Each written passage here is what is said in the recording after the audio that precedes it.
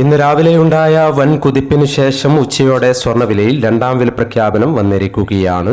പശ്ചിമേഷ്യൻ സംഘർഷത്തിനിടെ രാജ്യത്തിന്റെ വിദേശ നാണ്യ കരുതൽ ശേഖരത്തിലുള്ള സമ്മർദ്ദം ലഘൂകരിക്കാൻ സ്വർണ്ണമടക്കമുള്ള ലോഹങ്ങളുടെ ഇറക്കുമതി തീരുവ ഉയർത്തിയ കേന്ദ്ര സർക്കാർ നടപടി വിപണിയിൽ കുതിപ്പുണ്ടാക്കി.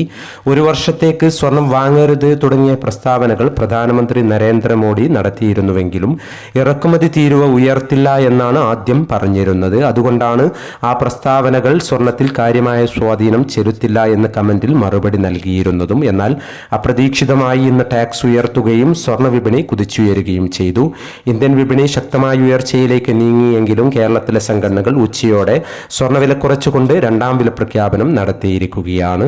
ഇന്ന് രാവിലെ സ്വർണ്ണവില പ്രഖ്യാപിക്കുമ്പോൾ അന്താരാഷ്ട്ര മാർക്കറ്റിൽ ഔൺസിന് $4,695 പരിധിയിലായിരുന്ന സ്വർണ്ണവില രണ്ടാം വില പ്രഖ്യാപന സമയത്ത് $4,702 പരിധിയിൽ നേരിയ ഉയർച്ചയോടെയാണ് നിലനിൽക്കുന്നത്. രാവിലെ ശക്തമായ ഉയർച്ചയുണ്ടായെങ്കിലും ഉച്ചയോടെ കേരളത്തിലെ സംഘടനകൾ സ്വർണ്ണവില കുറച്ചുകൊണ്ട് രണ്ടാം വില പ്രഖ്യാപനം നടത്തുമ്പോൾ ഇന്നത്തെ ഉയർച്ചയിൽ തങ്കവിലയിൽ കാര്യമായ വലിയ മാറ്റം ഇല്ലാത്തതുകൊണ്ട് തന്നെ വിൽക്കുന്നവർക്ക് അത് കാര്യമായ പ്രോഫിറ്റ് നൽകുന്നില്ല എന്നുള്ളതും ശ്രദ്ധേയമാണ്. ഇപ്പോൾ തങ്കവില ഗ്രാമിന് 15,580 രൂപയിലാണ് എത്തി നിൽക്കുന്നത്.